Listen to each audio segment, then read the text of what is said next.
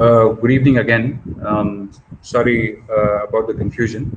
Some things are beyond our control, probably in Google's control, as it were.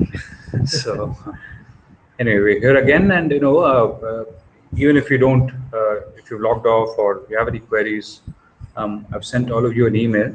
You're more than welcome to email me about any questions you might have.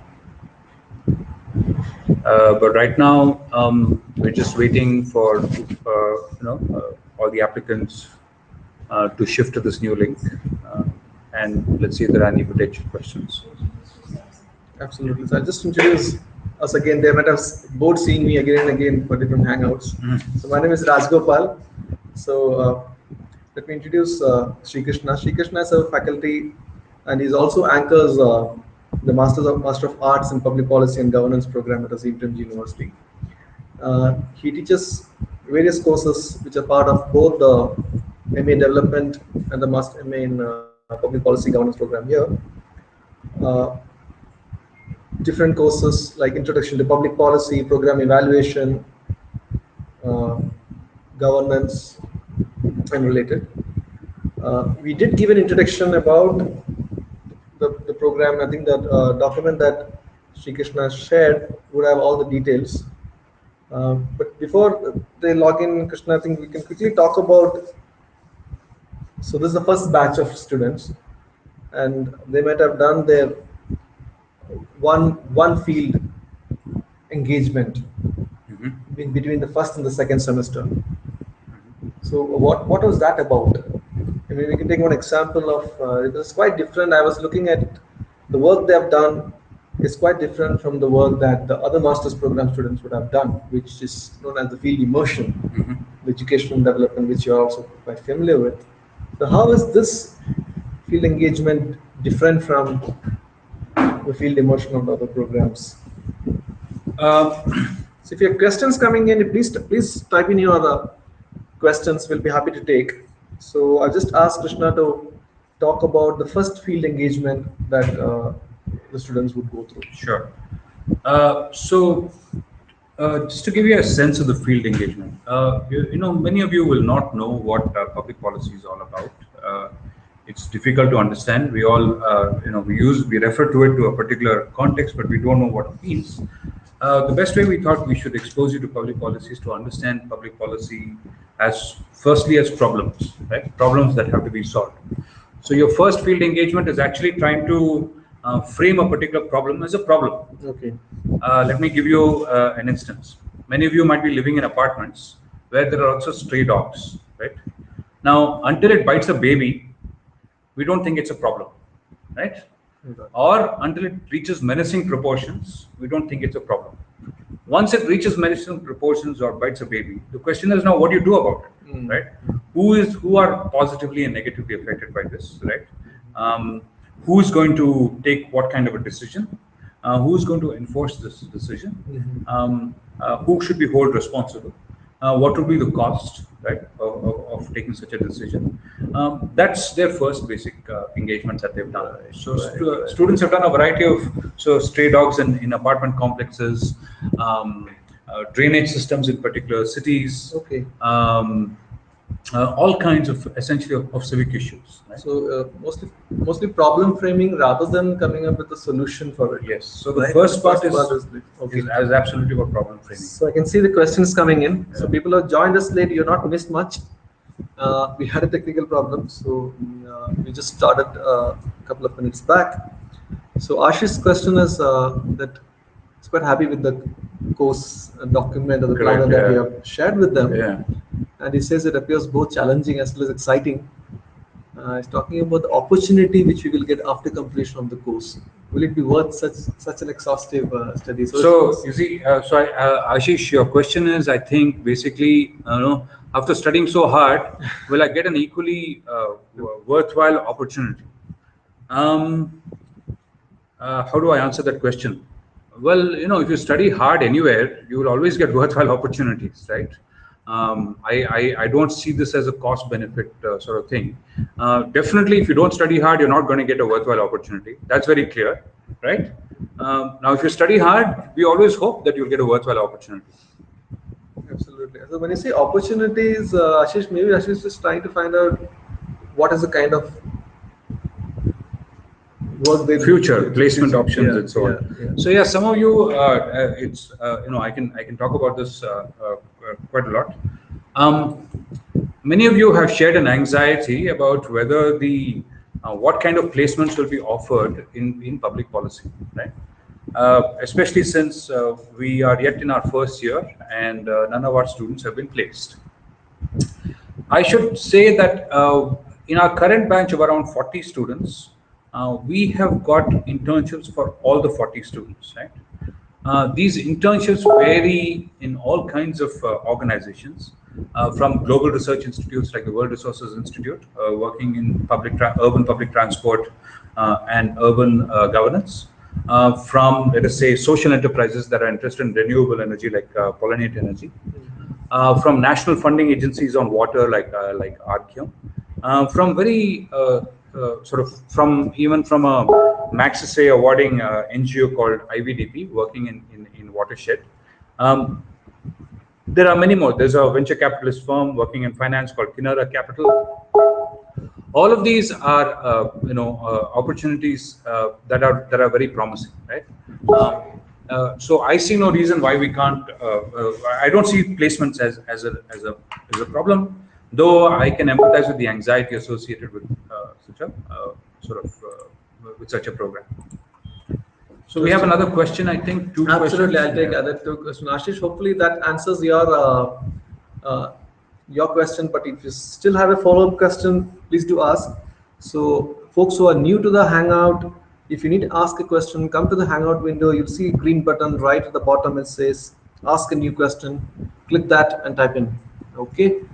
I'll take Shipra's question next. Saroj, just hang on. I'll take your question as well.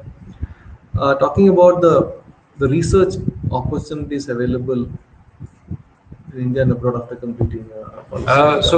Shipra, if I remember correctly, you had asked, you had sent an email about what kind of doctoral opportunities will be available. We are not a disciplinary program. We are a multidisciplinary program, right? So let me be very clear.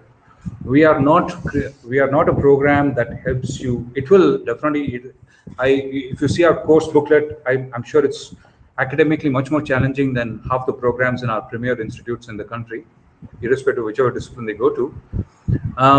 But we are not necessarily created to generate more doctoral scholars, right? We are a program that we would like our students essentially to enter into the public institutional domain, as it were. Now, that doesn't mean you cannot and you should not. We are an academic inquiry, so therefore doctoral programs are available. Typically, if you do an MA in public policy, you will do a PhD in public policy.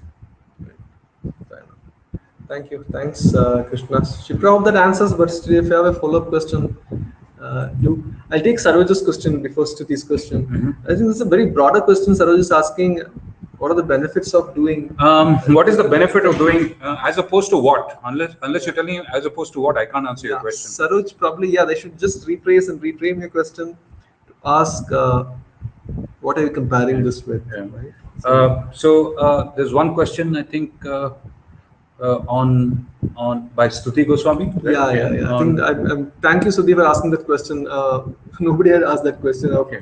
On the evaluation. So, will there be end terms? All faculty, all assessments are decided by the faculty. Now, I think what you mean by this question is, will all the content that you read over 16 weeks end up in one big bang final exam? Definitely not. Our assessments are actually very cumulative. We have more than 4 to 5 assessments in every course and staggered over time.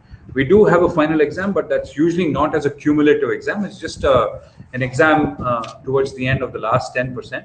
But our assessment can be very varied. It can be presentations. It can be usually, more often than not, they're actually term papers. You'll be expected to write 3,000 to 5,000 word essays on areas of research that you're interested in.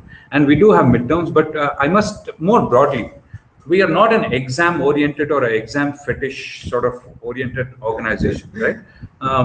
We are interested in ensuring that you learn, and we try to create assessments that help you engage with the content in a more sort of serious fashion, and not a fashion just to get some grades. Absolutely. I think as someone was telling me, we are all prisoners of the examination system. So at least here, we're talking about myself, at least here we're trying not that. I mean, what Krishna said is quite common to all the programs here. Yes, Is that right? absolutely. It's not, thank you. So, I think Saroj is now asking. Sudhi, hope that answers the question. But if you still have some specific questions, do ask. Yeah. So, folks who are joining late, you're not missed much. We've just been 10 minutes on air, but keep your questions coming. Saroj's question is what we get asked All the time. all the time. Will it help Yeah. in clearing the UPSC examination? So let me be very clear. If you think we are not an IAS tuition academy, unfortunately, right? We don't offer you a free ride to learn IAS exams, or when you stop. So if you're coming here expecting that you will, someone will teach you the content required to write an IAS exam and clear it, you are not. Right? Our content is much more rigorous and much more demanding than any competitive exam. That because, and you can judge for yourself. Having said that, now should you clear the UPSC despite us teaching you in some way, you will actually be a far better administrator, right? Than an administrator who's actually looking at literature that is associated with the exam. So here's the broad answer. Will it help you clear the UPSC? No. But will you be a good bureaucrat? Yes. Krishna, I want to ask a follow-up question. I think that's probably what Premchand is also going to ask. So when you say they'll become a better bureaucrat, so what are the foundations that they're going to get? So they actually learn how public institutions work and why they work the way they do, right? Right. They actually know how to evaluate programs. So if you're a district collector and you're running like 30, 40 schemes, and you really want to know whether the schemes that are under your control are working or not, you will have the necessary skills. In fact, you might not have the time to do it, but you might hire a few people to do it for you. And you can see through those reports whether they're actually doing an evaluation or not, right? Right. So in that sense, you'll be better equipped. But you will not find the time to actually study for that exam. Let me be very honest. It's absolutely impossible. So Premchand, we were taking up your question for the civil servant aspirants. Will program help to know the ground reality? I don't know what you mean by the ground reality. It will, as I said, it will expose them to how public institutions. I don't know what you mean by ground reality, especially for people who want. I mean, what is it? What do you mean by ground reality? There's ground and then there's reality. And if you compare them, bring them together, I'm not sure. So you have to be more specific with your question. Right, Stuti, thank you. Good that you got it. Saroj, you taken PPG or the MPG as we call your it's a small cohort of 45 to 50, not more than that. Not more than that. Okay. So while we're waiting for Krishna, just one thing that I wanted to ask you. When we were starting the program last year, so public policy and governance. So to me, it looked like somebody that an IAS officer would get trained once they selected and here. So what here in this program, what is the significance of theory and theoretical frameworks to work in the area of policy and governance? So this is at the nub of the question. Why do you need to read theory and theoretical frameworks? Many of us want to make sense of the world around us, right? And we want to make sense of how can we make our public institutions work, right? That's our larger idea. Point is, what have people thought about? What have people speculated about how we can make them work? When we know how other people have thought about it and how other people think about it or continue to think about it, it increases our capacity itself to apply ourselves. Right. If you don't read what other people have done, you will just end up regurgitating possibly failed solutions. So you need to understand how people think so that you develop your own capacity to think to apply yourself in the future. Fair enough. Got it. Shipra, there's a follow-up question from Shipra. She's asking, uh, what are the opportunities? So the roles that you can typically expect, yeah.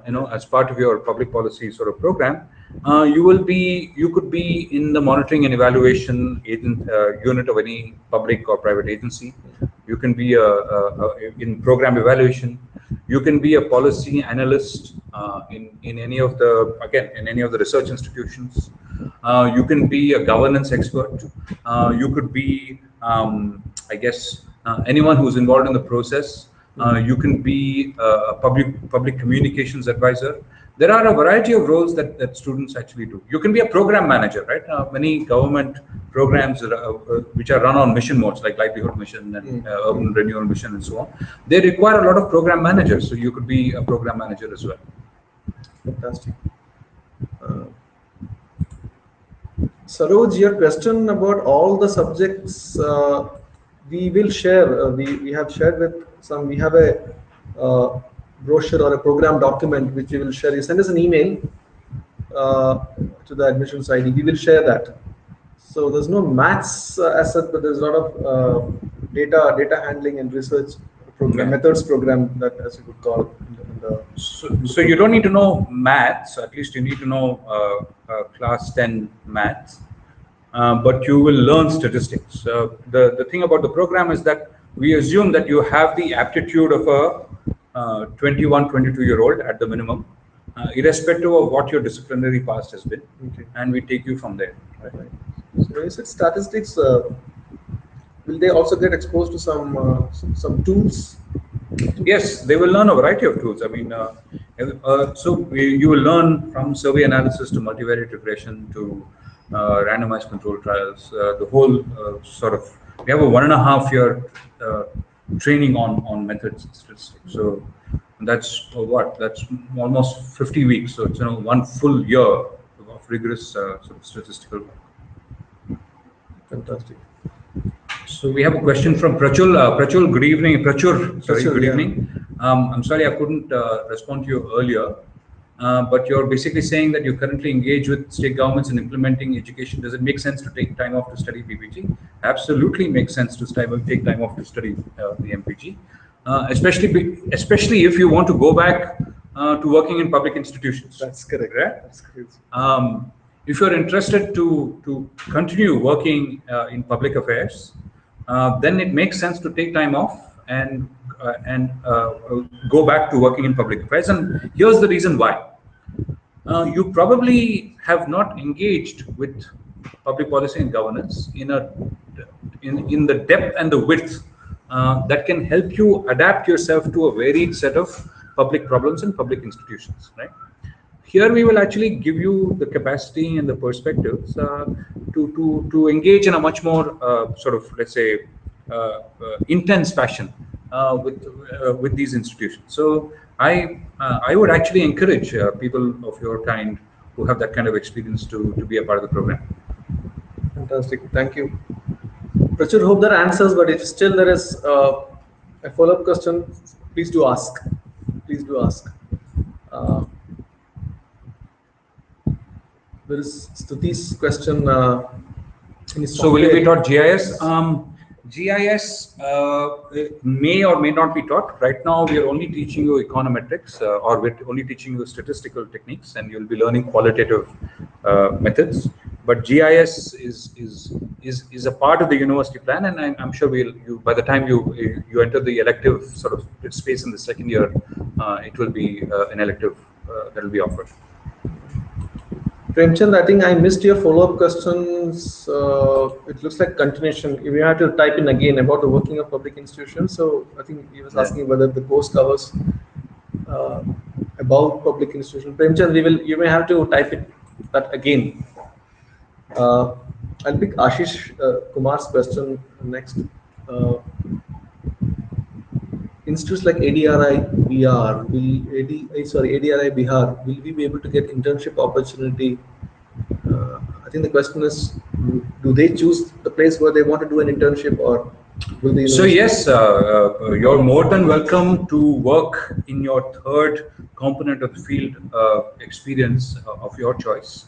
but the second field component we will be deciding for you. Yeah. Okay. So will we be able to get any internship opportunity in them during the duration of the study? Yes, you will be getting that opportunity during the third field engagement. So the first one is between the first and the second semester. The first one is where you go and do an investigative report about civic problem. Okay. So what you call the problem framing. Which is a problem framing. The second one is actually a group-based internship, field internship, where we identify certain public problems of consulting of host organizations that you try to solve for them. So you have to work in groups.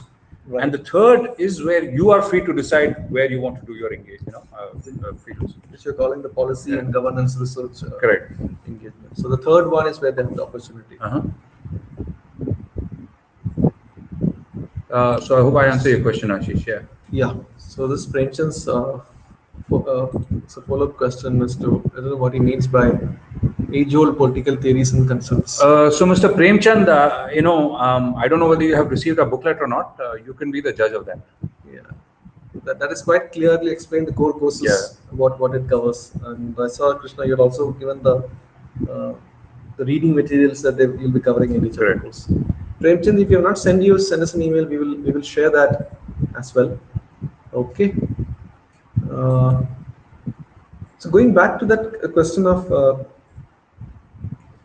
importance of theory and theoretical frameworks that they need to go through to work in. My question is, these field engagements that you have, is it for blending theory with practice? Is that the idea of this? Is that the way it is structured? See, so this idea of theory and practice, I think, is an artificial distinction, right? Theory is basically how you view life and how do you interpret your relationship with yourself around the world, right? Now, you can be a person with a lot of technical knowledge, and so you view the world technically, or you can be a philosopher and you view the world philosophically, right? Now, if you end up learning both, then you try to view the world in a much more complex fashion, right? And so I don't see, and how you think of yourself and your relationship with the world is essentially decide how you act on the world, act in the world, right? So the distinction is invalid if you're actually, if you're able to marry the two. What I believe theory can do is help you increase your capacity to think. Right. Okay. The world gives you the capacity to act. Fair enough. Shipra, this looks like a question from somebody who's done economics and studied econometrics like t-test and z-test before, but they were kind of nightmare. So are you going to make it simpler? So you've done t-tests and z-tests and you find them nightmarish, then I wonder what you'll find, RCTs and multivariate regression, as it were. Here, much of knowledge really depends on the passion with which an instructor teaches. That's all I can say, right? And usually, I don't find many of these things as much a problem as much as I feel that it really depends on the instructor, right? I hope I've answered your question in that sense. Yeah. Right. How difficult is it to extend in PPG, or how important is? I don't. Again, Shipra, you should look at the booklet that I've sent. Unless you've looked at the booklet that I've sent, where everything is detailed out in terms of what is demands, you will have. I can't. I would hesitate to answer that question. But frankly, you will know how much mathematics and statistics is required if you were to look at the booklet. So I'm going to now pick up, Krishna, some questions where they have typed in outside this chat window. Okay. Saroj, I think we answered the question. How many every semester there is? Yes. Every semester there is. You'll have to deal with statistics. Ashish, thank you. It feels nice when somebody is thanking. Let me pick. So this question from Jasmine is asking, how many hours do we need to study? How many hours will we have academic lectures? Probably the lecture part I will probably answer because I've done the timetabling. What is the fair time that we need to give in a day, including reading classes and all allied activities? So, if in each semester you will have to do around 18 credits. So that's how it's an average. So you will have 18 hours of classes in a week. So if you're doing 16 credits, you'll have 16 hours of classes. So uh, apart from that, you want to add something, Krishna? How much time you need to Yeah. spend So how reading, much time do you need to spend? preparing for Yeah. that class? Let me be very straight and frank. Um, this is students typically underestimate how much they actually have to study. Um, you will end up studying easily anywhere between, I don't know how much, 5 to 6 hours every day outside the class. Um, we are a very intense and academically intense program, and we do have students who are not able to bear the load only because they probably walked in thinking that it'll, based on their past experience of educational program. So, they come from an undergraduate program where it was easy to get by. Then they find this very challenging. Then they struggle. Then some of them, struggle. Some of them grit their teeth and continue and hold on and gradually improve. Some of them just give up. Right. So yeah, it is a lot of studying. Thank you. So, uh, I think fieldwork, yes, I think Saroj, we answered that question about the Yeah. fieldwork. There are three components in every semester between first and second semester, then between the second and the third, and Yes. between third and the fourth. So, different duration, different intent. So, there is plenty of fieldwork, around 8 to 10 credits worth of fieldwork. Eight credits worth. 8 credits worth fieldwork in policy and governance. So this is one question that I get asked when you go to different institutions, that there are specializations in other programs. Hmm. So are you planning for specialization in PG or? So right now we are not planning for any specializations. Okay. We will take another one or two. So the batch that was going to come in, they will not possibly not have any specializations at all, right? So the next follow-up question is, so then they'll have this choice of electives. Mm-hmm. So on what themes are these electives going to be based at? I mean, So right now we're offering two kinds of electives. One is called finance and budgetary analysis for Sorry? public finance and finance about budget. budget analysis for public policy, and then we're offering another elective called strategic planning and performance evaluation for public organizations. Right. Okay. So we do offer highly technical, highly sort of specialized courses in the fields of financial analysis, budget analysis, in organizational analysis, as it were. Right.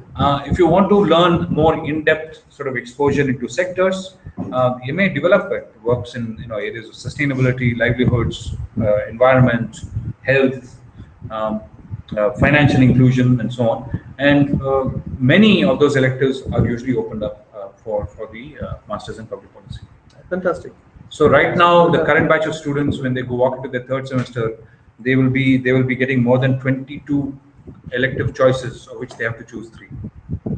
So the ratio is 1:7. Oh wow, that's good. That's good. Thank you. Thank you, folks who have joined in late but still asking those wonderful questions. We were wondering whether we should postpone it to a different day, but Ansita, thanks. You seem to have managed it. Very good. I'll take Shipra's question. I'll take in the order it has come. We did answer, but we'll answer that again. Will you provide? So we provide internship opportunities for the second field semester. So there are 3 field engagements. The first field engagement, you don't need an internship. The second field engagement, we will provide you with the internship. And the third field engagement, you will have to find it on your own. Fantastic. So, I mean, is it okay to go to the same place where they did an internship? Yes, absolutely. That's also fine with the yes. So the answer is yes. Any of the organization could be name the organization where they would normally. Right now, we can't say for their batch. We're still going to still search. But the organizations that students are currently interning in are places like the World Resources Institute. World Resources Institute. Yeah. World Resources Institute, Argyum, Kinara Capital, Pollinate Energy, Will Grow, Integrated Village Development Project. Yeah, I think this could cover. Some of the organization also did come for the placements here. Yeah, so Argyum did come and place 5 or 6 students from the MA development program. That's nice. Okay, I can see many questions coming in. Asita, I think now people have started seeing the link and come. Okay. Suti, you need a follow-up question. I didn't understand. Reading study material can be accessed from the university library. all the material will be available as soft copies on the website. Yes. It's all available online. If there are textbooks for reference, there is no one set textbook for a particular course. But yes, if you are anywhere near Bangalore, please do visit us. We will take you around the library. So, in short, Shruti, you don't have to buy any books. Yeah. They will be available either in the library or on our website. Absolutely. Good. We answered that. Reading materials can be accessed from the library. Yes, absolutely from the library. Yeah. You will not have to buy any textbooks. So yeah, this is a follow-up question on Ashish. I'm reading a question. Ashish, classes will start early July. Yes, that's correct. We still have 2 more months. Any advice how we should utilize this time? As any specific book to read, which will help us to get in shape to study the international MPG? Read the booklet more closely that we sent. It's 40 pages, right? Read the newspapers more closely. Read any journals. But I would say you should actually spend this time relaxing because and building your health. Sort of building your mental stamina. Because once you're on the treadmill, it's very difficult to get off. Right. So I would say enjoy yourself more than actually try to prepare, knowing that you will have to take off once you arrive here. There's an average. Somebody asked me how much time does a student have to spend here. So it's correct to say it's like working at a workplace. We spend around 45 to 50 hours. That's what they will have to spend. It's not too much. We don't scare them too much. Krishna, what do you say? They still have time for the club activities, watching movies, spending time on Facebook and Twitter and social media. Sure. Still they'll have time. They will have time, but the only difference I'd like to highlight, Rajgopal, between this and that is this is an intense academic engagement, right? So if you're working in an office, you have meetings where you tend to share views and have conversations. Not that they're not intense; they're quite intense. But here, you have to actually read and write, right? And that is a much more so that academic engagement in the discipline they should have. So in other words, 1 hour of working in front of a computer and 1 hour of reading a text, a text can be much more intellectually draining and stimulating at the same time. Agree. So they'll have to read it and then come to the class. Yes, typically they have to read and come to the class. So Ashish, if you still have questions, yes, the booklet is a good one. If you read that will help. So Saroj seemed to be stuck with the maths and stats question because I'm not understanding the last question. Okay, so you have what we call the methods course. So if you've not got the booklet, we will share the course structure. Both the semester you have. I'll have to read those course names for. No, I mean basically we have a 1.5 year method sequence where you need to know, where you will learn some basic statistical methods. Right. Now, learning those basic statistical methods will not require you to know more than high school mathematics. Okay, so you said something about the analytical ability of what any. I mean, in terms of just the maths and stats, that's all. That's basically it. So, what extracurricular activities can be? Shipra's extracurricular activities can be expected to be offered. Every Thursday we have, I don't know, we call it an academic activity. There is a colloquium where we invite people from different walks of, it could be researchers, authors. We also did have, not every year, we had Nasruddin Shah coming in and sharing his ideas. So that's every Thursday, 2 to 3:30. And I don't know whether you have read in detail about the open courses. That's also something that you can, it's part of the curriculum, but from areas like arts, music, film appreciation. This time there's one on puppetry, ornithology. So that's also part of the curriculum. You should ask about the non-curricular activities. That also is quite an active. We'll do one next week. I think I've been getting emails that they would like to know about student life here at the campus. So we'll do a hangout session so that students will come and talk to you about how life is here. Okay.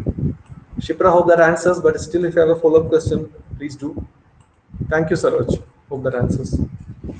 So while we're waiting for questions, let's see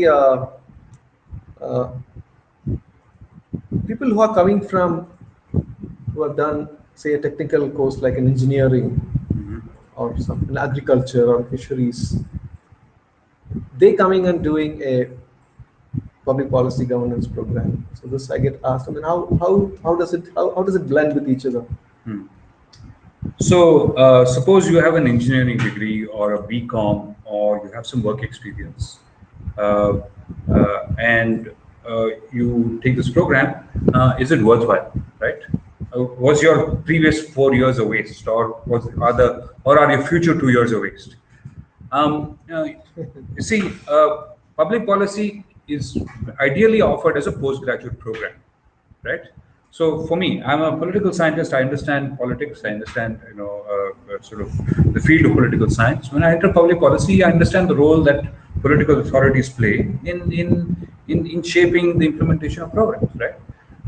If you come from a technical background like engineering or BCom and so on, it will only complement what you do. After all, the difference between working in the private sector or in any organization as opposed to working in the field of governance and so on is the purpose to which these organizations work. The organizations that are government organizations or public affairs organizations work for a public purpose. Right? So the difference is in the purpose. It's not in what they have to do. So, for Right, example, right. if you're a BCom and you work, let's say you work in a private financial organization, and you do an MPP and work in a micro enterprise firm. Purpose is that you're serving the public, right? Fair enough. Got it. So ICICI and let's say some micro enterprise firm, they will not look very different on the ground, but the purpose to which they work is just very different. Fantastic. Thank you. Thanks, Yeah. Krishna. Hope that answers. Saroj's question, graduation result will come in June. That's fine. It's fine. We'll give you some more time, depending on when the university will issue the final provisional certificate or the degree certificate. We will give some more time. Don't worry about that. Shipra, no problem. You can ask as many questions as possible. A specific club for PPG. I can tell there is a club for the development students. They came up with. It's not a club. It's a forum where they want to discuss issues or debate issues. They're calling it debating development. That's what they call debating development. So they meet. Those debates are moderated by a faculty so that they're on the right path. So let me answer the question in a different way. I think you find the need for a club or a student club possibly to hang out and share stuff, right? Our classroom size is small. That itself is a club, right? In many ways, this is your second cohort. You're around 40 to 50 students. You come from divergent backgrounds. You yourself will be an integral group, and you will share. We hope that you don't have to create another club, to hang out when you can have an equally stimulating atmosphere within the class itself, right? It's only when you have very large organizations and very large student sizes and very large batches where students can feel anonymous, and then they go and scope out places for of mutual interest. But if you're a small cohort size in a small university, you really don't need clubs because you don't feel anonymous. Fantastic. Thank you. Krishna reminds me, people were talking about, or when they came in, you had some kind of an academic support or mentors for students. How does that work? So we do have faculty mentors. Every student will be assigned a particular faculty mentor where you share your concerns with that particular mentor of mostly of academic kinds. How do we read? How do I write? How do I take notes? How do I write a 5,000 word paper? I've never done that before. All these kinds of questions, and then hopefully over time, the role of the mentor will move on to, which is the domain I want to enter. How do I actually do an evaluation and so on? So yeah, we do offer you extensive support. We also have what are called almost every course will be having what are called graduate fellows. These are students who have had a higher level of degree than the current batch, and they will be able to instruct and guide you with a nitty-gritty. Right? But you will notice that unlike other classes and other universities, the faculty are typically very accessible. Absolutely. They have this office hours. Yeah. But I've seen people even walking in whenever they want. Correct. So I think I don't see any questions coming in. We did extend it by another 15 minutes because we started late. But people are watching. If you still have questions, do type in. Otherwise, we'll wind up this broadcast in the next minute or two.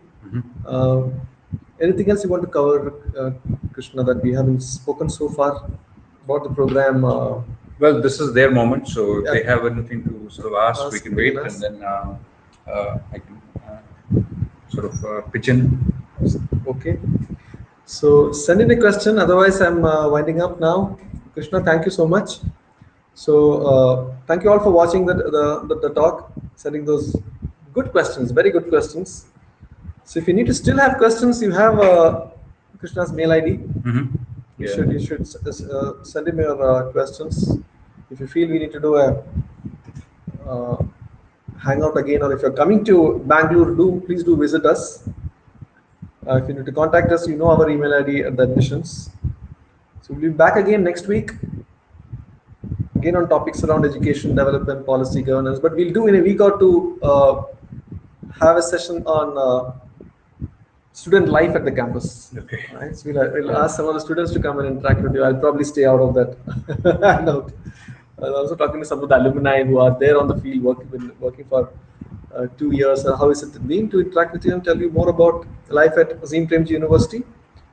So look forward to see you all here at the university quite soon. Till then, goodbye and good luck. Yeah. Adios.